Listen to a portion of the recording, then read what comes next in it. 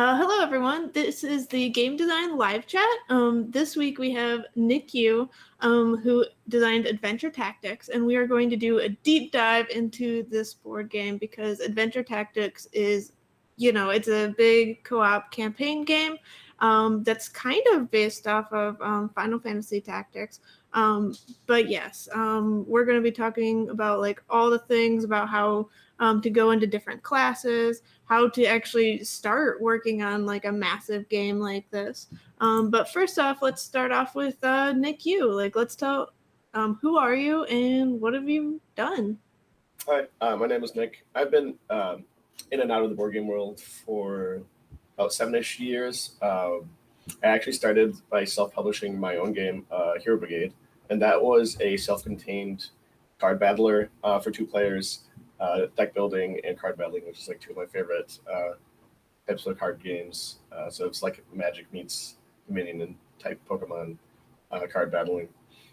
And that I think is, because we're going to talk about a big game later, that was a great launching point for me. It was a very set product. And I did a mini expansion for it later as well. And I also did my second game, Eternal Dynasty, self-publishing. But I knew Adventure Tactics was so huge that I would need other help on the publishing and development side. So that's when I threw my hand up and reached out to Dan of Letterman Games, and we worked on that together. So I took a couple, maybe a year or two off because my wife and I had twins, and then we had a third kid down the line too. So I've been in and out, but I've been designing actively, I would say, for the last 7 years. That is impressive. Let's start this off with can you give us just a brief overview about what Adventure Tactics is? Yeah, and you already touched on it. You can see this poster, one of the Final Fantasy posters on my back wall, which is for Final Fantasy Tactics. And it wears its inspiration on its sleeve very openly. It's got that turn-based tactical feel that you'll see in some similar games like Descent and Gloomhaven.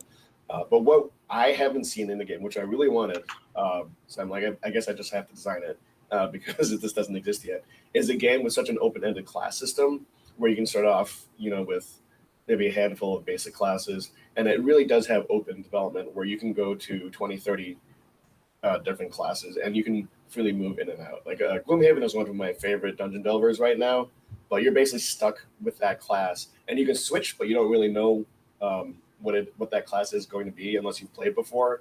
But then you're also kind of stuck in that role, so it doesn't have that freeform development. Like you're still that same character building upon those foundations. So that's like the high level view. It's a love letter to Final Fantasy Tactics. I mean, that's perfect because whenever you do like a love letter to a game, like you know that you're really putting like your heart and your soul into it and you care about it a lot. Yeah. So I'm kind of curious about how you start with like such a like big idea. Like, do you start with the core and build from there, or do you start with a mix of all the things, or like with a small part of it? Like, tell us about how.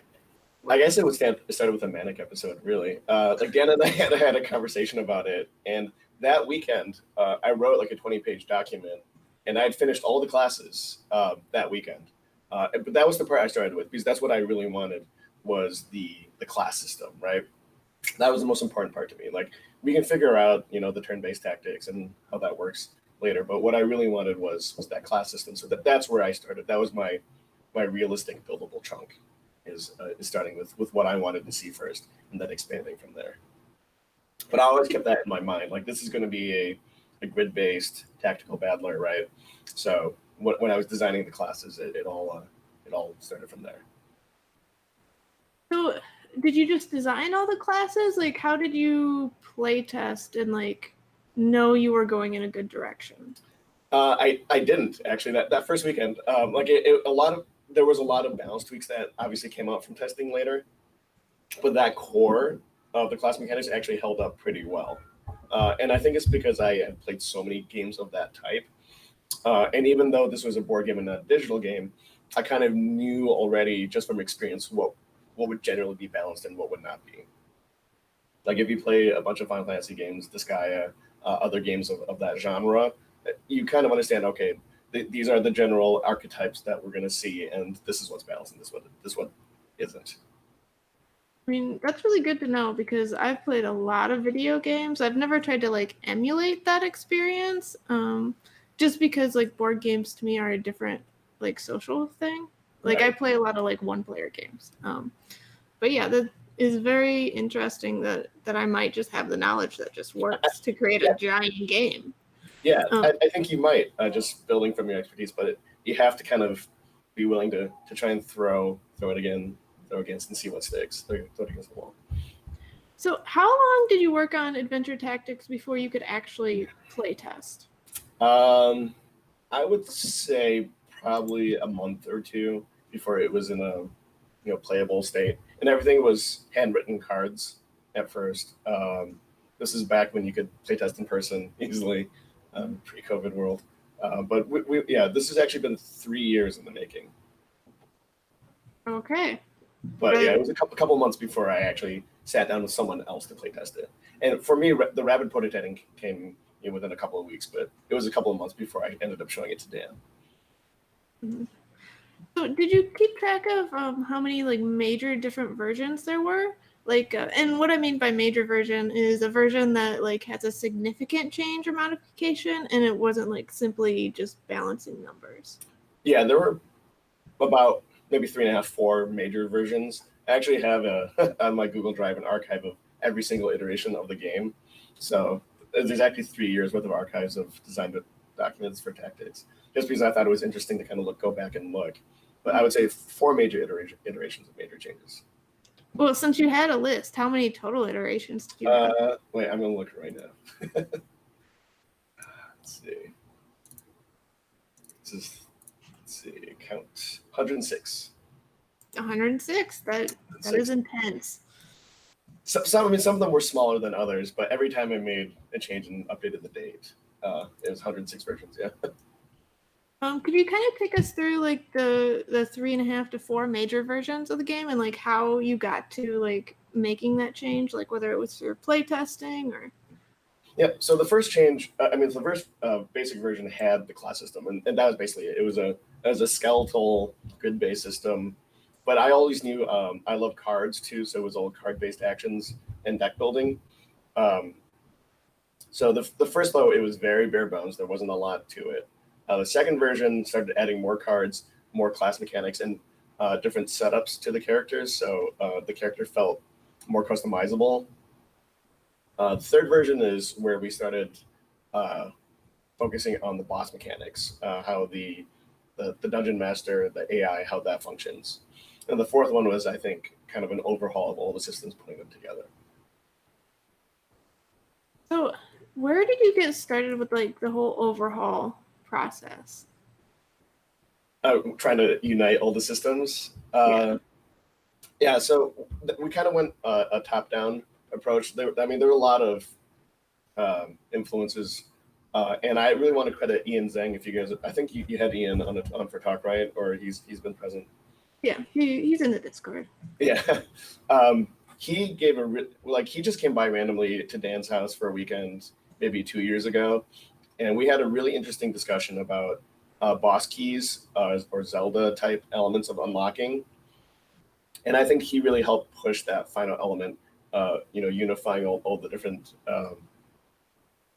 things, disparate things that we were trying to do with the game. So after that visit, I was really inspired, and I spent a week kind of redoing and looking at everything from a high level perspective. So sometimes, that shows you need an outside perspective to help give you new insight to what you're looking at. But sometimes you can get that tunnel vision when you're laser focused on something you've been working on for a while. Yes, definitely. Like, I would not have created the games I do without playtesting, because like playtesters sometimes they just say the right thing, and even if like 5 playtesters have said that thing, like if you get the playtester that says it in like the right manner, you're like, oh yeah, duh. Like what? Why didn't I just know this? And I think that it's important to show it to other designers too, for that matter, because designers I feel are generally better at giving usable feedback or more constructive feedback. Mm-hmm. So this game can be played for 1 to 5, correct? Yep.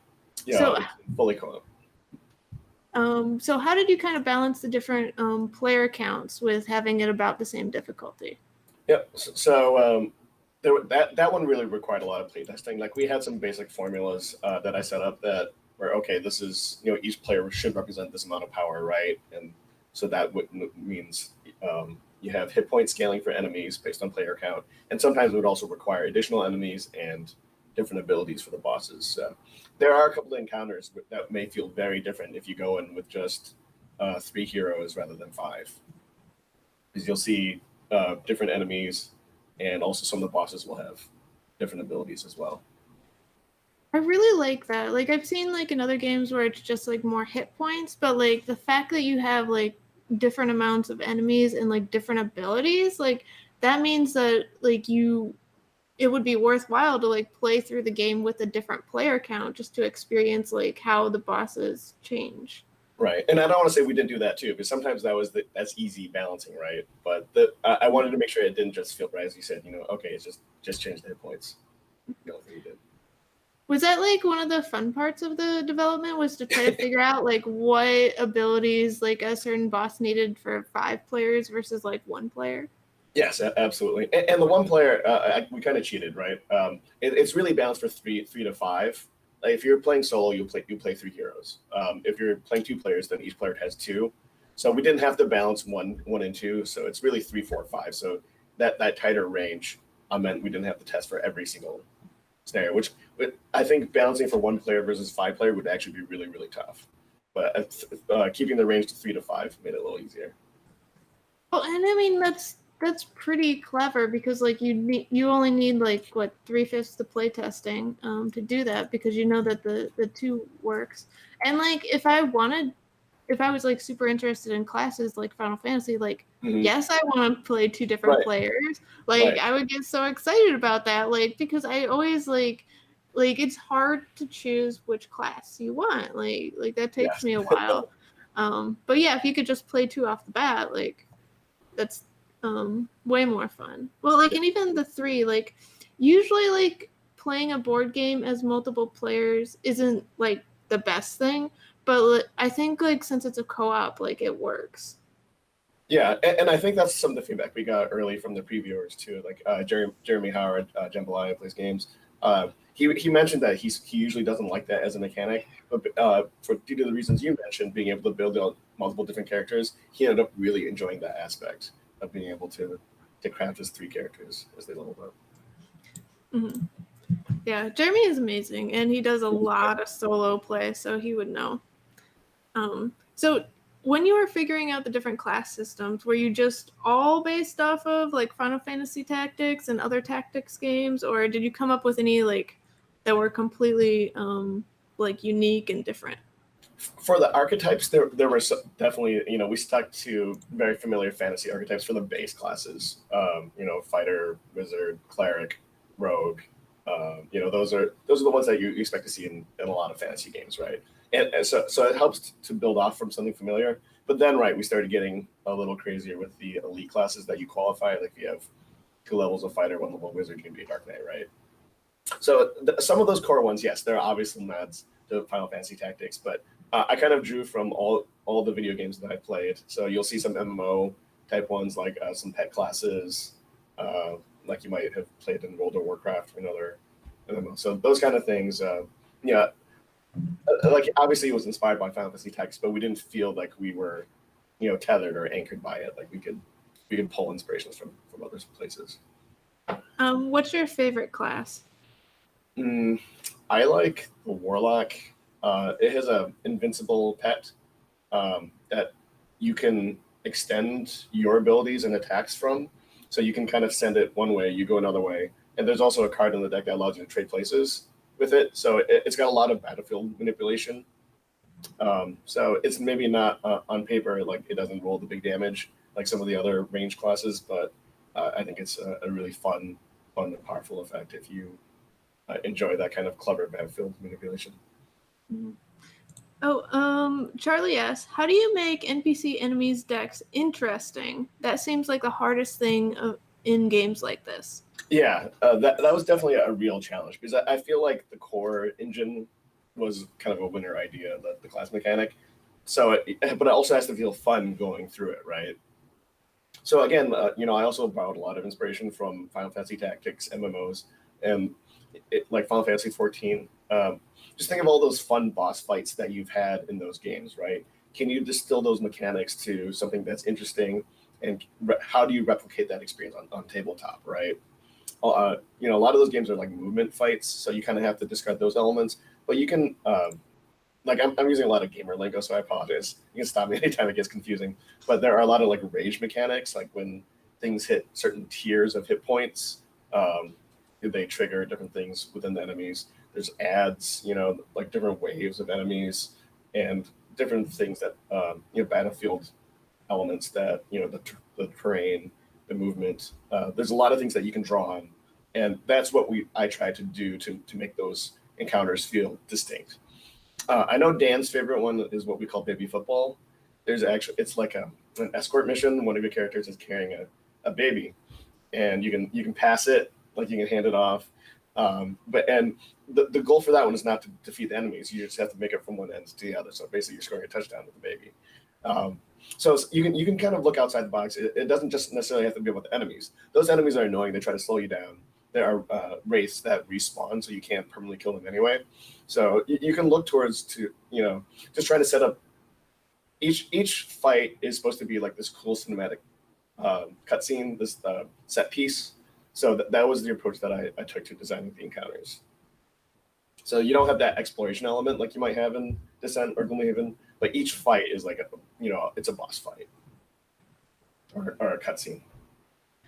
That's really cool. I like the idea of having like different objectives because, like, I mean, I play video games and like fighting the boss each time and figuring it out, but like having something different every so often is always really fun and engaging. Yeah, there's a couple of those. Like, and most of them are defeat the boss, move on. But yeah, I wanted to make sure we had some other interesting challenges too. So this game, I saw that it had 5-ish endings. Could you tell us more about that? Yeah, I don't want to spoil it because Dan will be mad at me if I spoil the endings. But there are some kind of hidden scoring mechanics. Like there's some items that you get, and there's ways that the storyline branches. It's kind of a choose your own adventure at some point. It'll give you an option of a couple of things to do, and also your performance in the campaign will determine which options are available to you. Like, we never want you to have to keep replaying the encounter other than the first one. It's like if you lose the tutorial fight, fine, you have to redo it, the very first encounter. But the other ones, if you lose, like you still level up, you might not get as much treasure, you might not get as many rewards, but you still progress, but you may be pigeonholed down towards a specific path instead of being able to choose, do I want to go left or right? So the endings kind of based on how you performed throughout the campaign. So how did the development of that go? Like trying to like see like how like based on like did you watch play testers and go like, oh okay, so they did about this much, so we're going to send them down this path and this ending is no longer available anymore? And yes, and that required just so much testing, so much editing. Both Dan and Sam Hillier, who got to do the proofing, the editing, they were so invaluable that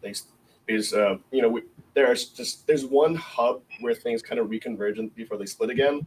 But prior to that, there's so many different ways that things can happen that we really had to be careful with that. And we did monitor generally how choices that people made, and definitely some I think for narrative reasons there were some choices that were more popular, but we also did try to warn people too, like there's a little skull if the option is a little bit harder, if that fight is considered a little bit harder than the other one.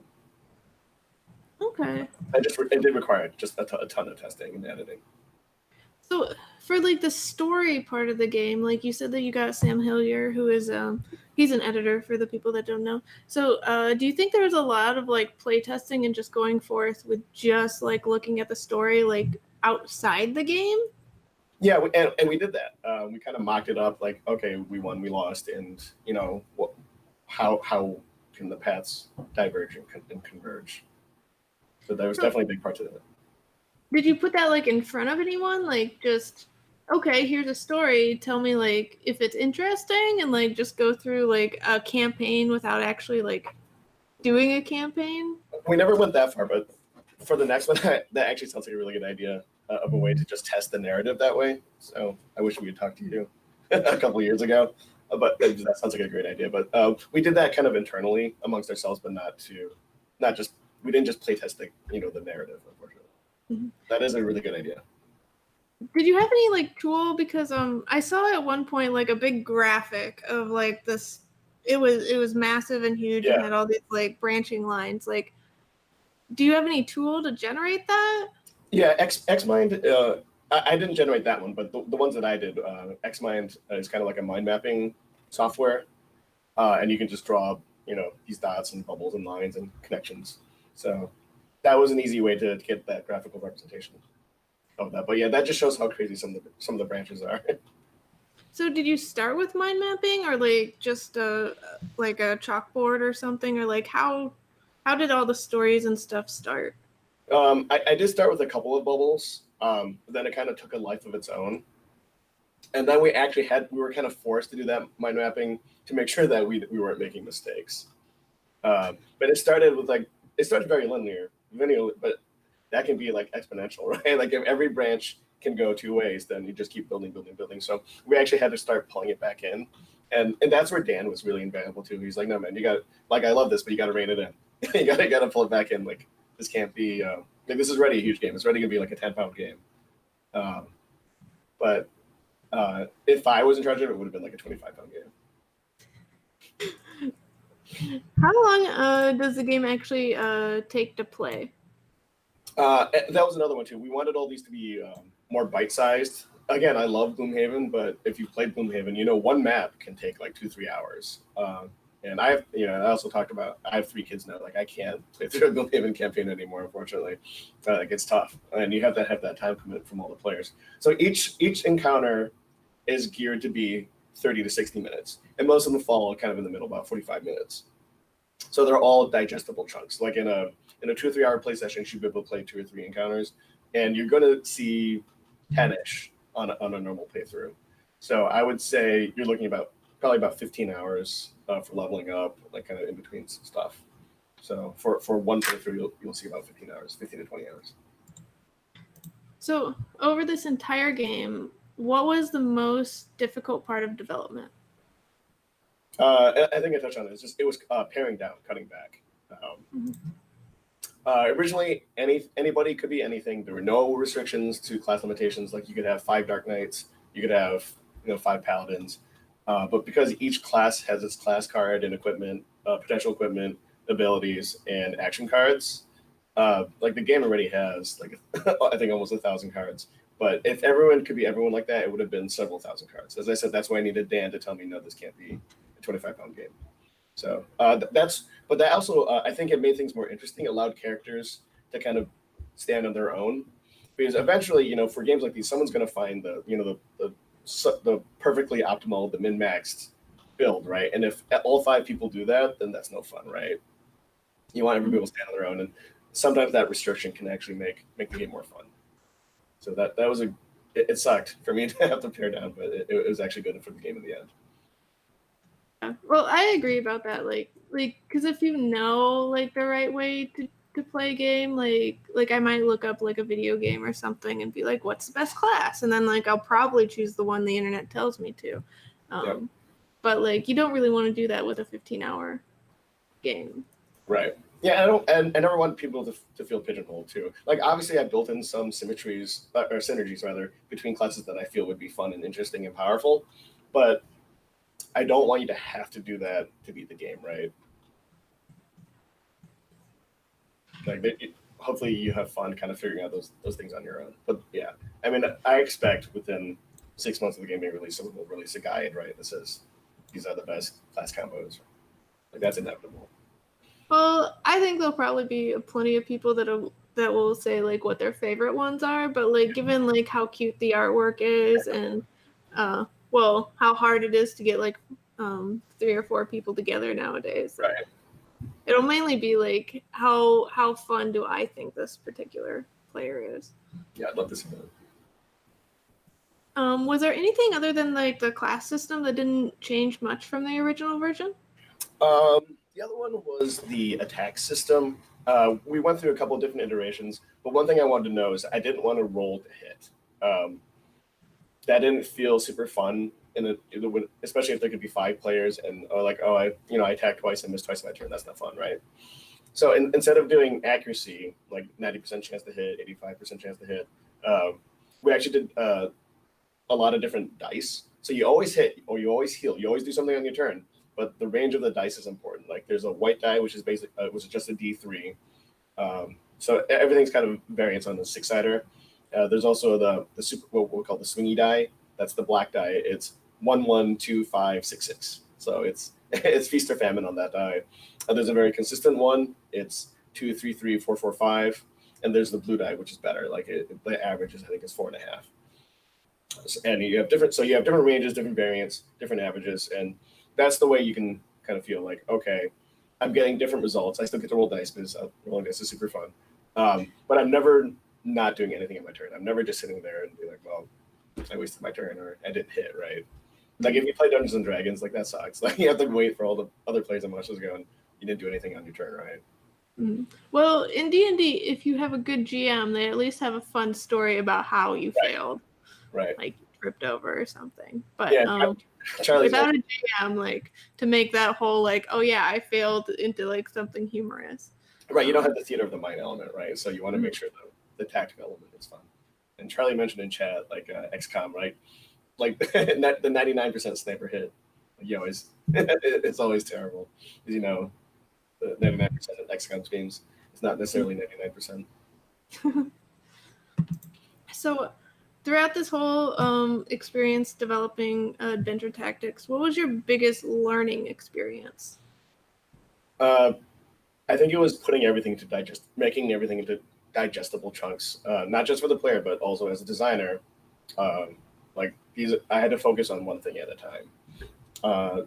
And also setting up a consistent playtesting group is really important for a game like this, because you have to test for the different player counts and you have to test across different choices. So we kind of had a couple of different pods, right? Like this is a 3-player pod, this is a 4-player pod, this is a 5-player pod. And we kind of tracked how they went through and then like, okay, well, now blow it up and go through it again. So it's really important. Testing for a game like this was why I learned was super critical. Do you have any tips on how to like convince people to sit down for like, oh, okay, we're going to play test this game all the way through, 10 or so games and then maybe do it again? Yeah, I think I have non-quarantine advice, which obviously doesn't apply now, but I would always buy the pizza. Like you just have like in bribery, I think is my answer to that question is getting people, you have to entice people to play. Unfortunately, Dan also obviously is in it, so he was able to provide his own kind of pod too. He actually played through with his kids too. But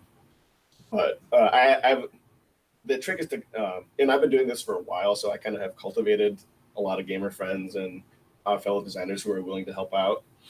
We also, even before COVID-19, we had it up on Tabletop Simulator. It's not a full system, but you can there's enough there that you can actually play through everything. So we were able to use some Tabletop Simulator testers as well. So just, I know a lot of people are really scared to put their game out there, especially as a first-time designer, but that helps protect you in actually so many ways, is to get your game out there and get that exposure and that exposure to ideas and different testers and different groups of testers. Like that's it's just completely worth it in my opinion. Yeah, I really agree. Like about Tabletop Simulator, like there's a learning curve definitely, but like especially now, like I would not play test at all because I'm terrified of other humans choices. But like having Tabletop Simulator, like it makes so much like everything so much easier, and like you don't have to actually like put things out on the workshop if you don't feel like it. You could just be like, I'm hosting it every time right, exactly. because I'm scared of other humans or stuff. So yeah, I really recommend Tabletop Simulator for anyone listening. Yeah, we do have the first couple up there on Tabletop Simulator for Adventure Tactics too, if people want to check it out later. So, you have been to a number of conventions and like have been marketing this for a while because it's Mhm. going to be shipping in like December or January-ish. Like, it's Yeah, manufacturing, it's whatever. manufacturing right now, so I think it's actually we hope it's going to be shipping next month and fulfilling by November, hopefully. Okay. Fingers crossed. Uh, Like, sorry, go ahead. so how have you been like marketing this? Like how like for the like getting people into demo, like how do you get them like ready to go and like wanting to buy it right now?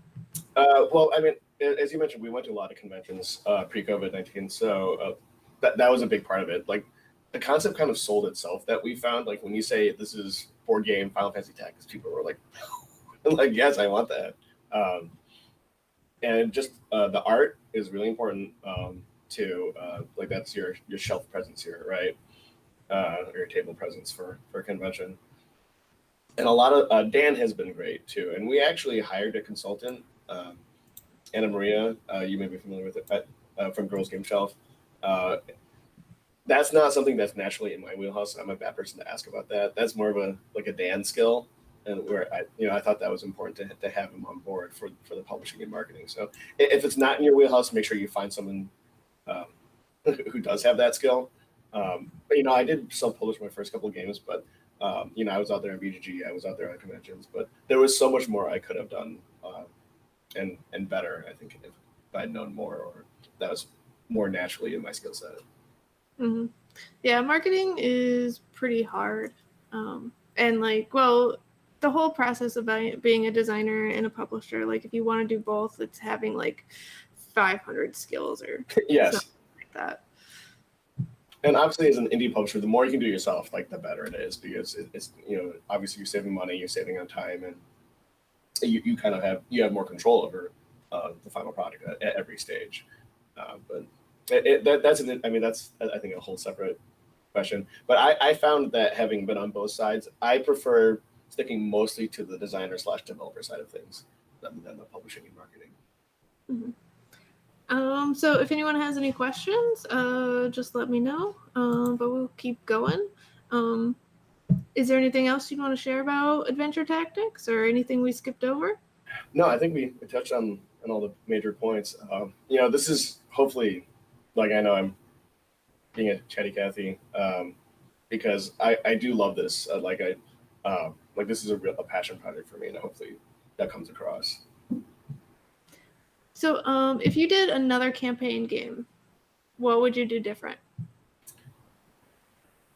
I try to do a different type of game every time, and it's kind of funny. I have a project I can't actually talk about. Is it's a licensed product, which is also a tactical campaign game.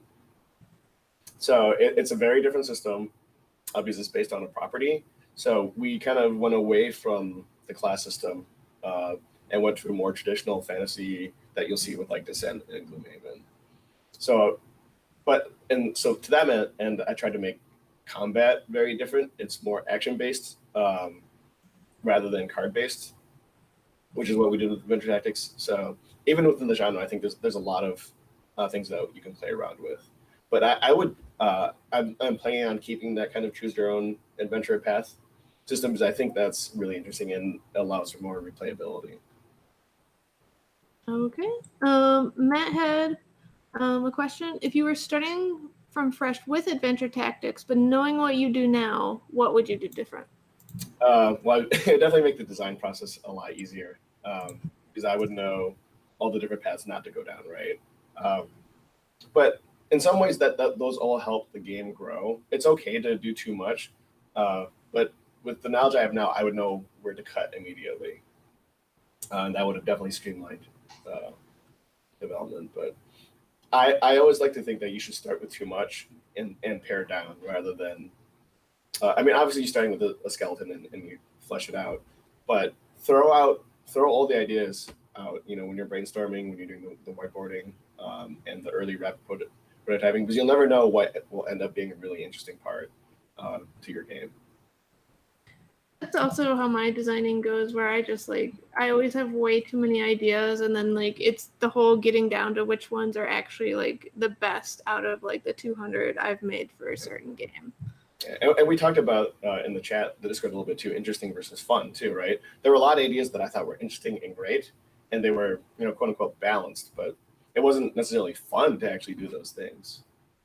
So that's another one too that you have to consider is like, okay, I'm this, on paper it's very powerful, but playing through it is actually not very fun. So that's another thing you have to consider as well. Can you tell us more about like a specific instance of that? Yeah, there was there are classes that you would call them like battlefield controllers, like the Warlock, right? It had a lot of abilities that didn't do any damage, but allowed for very powerful effects. And certain types of players will gravitate towards that. Like you don't have to, especially in a co-op game, right? You don't have to be the guy who's doing a ton of damage or the person who's leading the party or supporting. But for most people, it didn't feel fun, and that was like too much of a niche role. So we kind of tuned down how much the Warlock character, how much she could actually manipulate the battlefield, and added some damage because that, for the most part, that felt more fun, and more players were willing to try that class because of it. I mean, that makes a lot of sense. Like, because like in a video game, you can see like all the effects and stuff, so that might work out really well. But like in a board game, it's like, oh, I can't see this. Well, other than like the card, and also I didn't help us really, so yeah, Right. That's understandable. Like one of my favorite examples of that kind of is like Sentinels of the Multiverse. If you guys have played the superhero co-op game, there's a character called Visionary who I love because she's kind of an enabler character. She doesn't do a lot on her own, but she can get all the other characters to draw cards and be very powerful. But most people, I don't think, like, despite the fact that she's a super powerful character because of those card drawing effects and enhancing effects, she's not a very popular character because she doesn't do very much on her own, and people don't think that's fun. It's very interesting and it's balanced, but it's not necessarily fun. So we tried to move away from things like that so that every combination would potentially be fun for somebody. Did you find any other things that you thought would be like super fun but actually weren't? Yeah, there were some boss mechanics that I thought would be fun, but they just ended up being brutal. Like it's a different kind of fun. And one thing that Dan and I talked about early on is our design philosophy for the campaign is we always wanted you to progress, right? We never wanted you to feel pigeonholed. So some encounters, though, even though they were really fun to design and they would be fun to play through, they were just really hard. So we had to strike that tough balance between, okay, what's challenging, but it can't be unfair, and the players can't feel like they're getting pigeonholed down a certain path if they don't have, the exact right thing of a chain of events happening to beat it. Yeah, I think that's really cool. Like because like my games always skew like a lot more positive than other people's games, but it's really refreshing to hear that it seems like you also went down that route of like let's make the players feel good.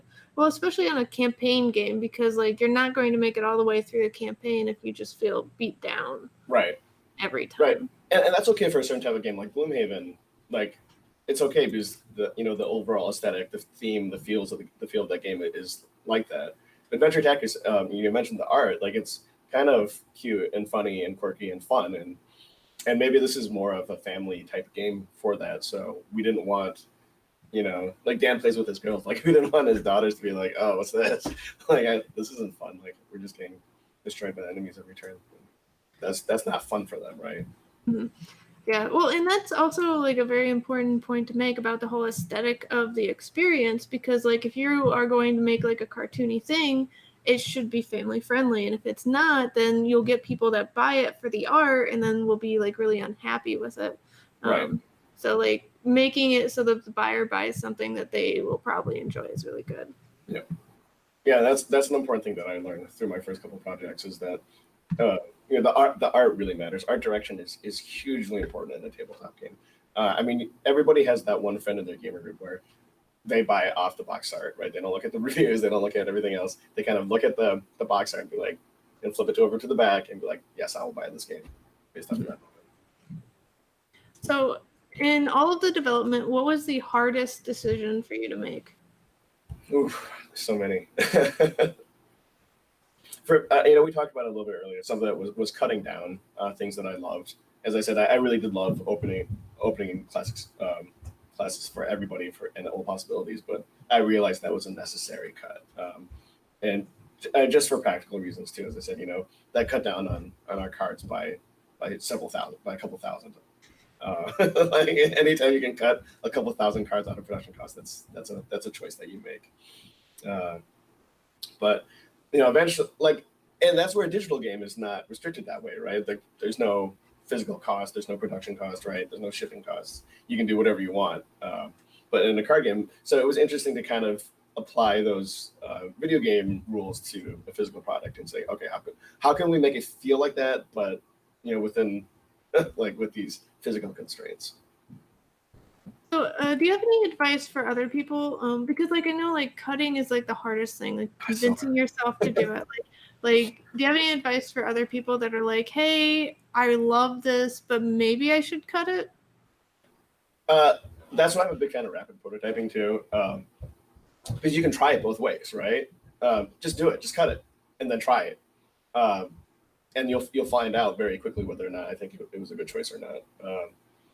And that's again where rapid prototyping and testing is so important, where you can make and evaluate those those decisions very quickly. Mm-hmm. Yeah, I really like that. Whenever I'm working with another person, I'm always like, oh, okay, let's just try it and see what happens. Before, because your designer brain is always like, hey, my idea is great and my baby and I love it. But to get to distance that a little, because you can't immediately go into playtesting most of the time. Right. Usually that time between you and playtesting, your feelings kind of go away a little. Yep. So I found out that really works. Let's just go play test it next week. And yeah, and for go on. I was gonna say, and for me, I don't mind just kind of doing a lot of solo playtesting. I know not all designers like to do that, but I'll do it. I'll go through and just throw all the pieces on the table and kind of move through myself to see, at least to get that gut reaction, right? To see, okay, that initial feeling of did that work or didn't that work? Should I keep it? Shouldn't I keep it? But I always encourage you to move forward. This is the designer equivalent of player analysis paralysis, right? You're like, okay, is this going to work? Isn't it? Just try it, right? Just push forward. Just try it. That's one way to get out of that block. Yeah, I agree with the pushing forward, but I am one of those people that I hate solo playtesting. I do not want to do it. Well, unless I'm testing out a solo mode. I am fine solo playtesting if that's the intent of the game, but I don't want to try to wrap my brain around oh, okay, now I'm Alice, now I'm Carla, now I'm Nick, going around like that. Do you have any tips or tricks for that? I've always even though I had an older sibling, I even growing up, I had a very active imagination. I would play games with myself. I would play multiple players in board games. So maybe I kind of just grew up that way, where it's more normalized for me, where I'm okay with it. I can forget that I know this information as the other player. But I don't have any specific advice other than I kind of grew up that with that. So when I'm testing, it's okay. But it's good to do that, but you also want to get other people's opinions too, because a lot of times what you think is good or fun, as we talked, it doesn't always translate to other people, because you don't just want to make a game that you want to play. You want to make a game that's fun for everybody. Mm-hmm. Although I think you should design a game that you do want to play. Yeah, if you're designing games you don't want to play, that'll be so hard to be motivated to actually play it. Exactly. Mm-hmm. So where can people find you after this? I'm going to type it in because I didn't consider how easy it would be. But that's my Chinese name. That's my Twitter handle. That's probably the best way to reach me. Although I just tell people to reach me through Dan, just to find Dan and talk to Dan at Letterman Games, and he'll be like, hey Nick, you should respond to this, or you should check this out. But that's where I'm on Twitter, and I'm semi-active on Twitter. And now that I'm in the Discord, you can find me there. If you tag me or mention me, I'll try to respond within a day. Mm-hmm. Yeah, and I really think that's funny that you use Dan as your secretary. Yeah, he, as we talked, people skills, social marketing, that's right in his wheelhouse. He's great at that, and I'm not. So it's okay. It's okay to not be, as long as you recognize that's one of your shortcomings, right? Mm-hmm. So, any last tips for people that want to do a campaign game or just Yeah, a huge game? Just make sure you get it right in the design phase. Like map out. It doesn't have to be a mind map, but just have a plan, right? Have a plan, a long-term, like overarching plan, and that you can stick to. The more that you do in that initial phase, the less problems it's going to solve.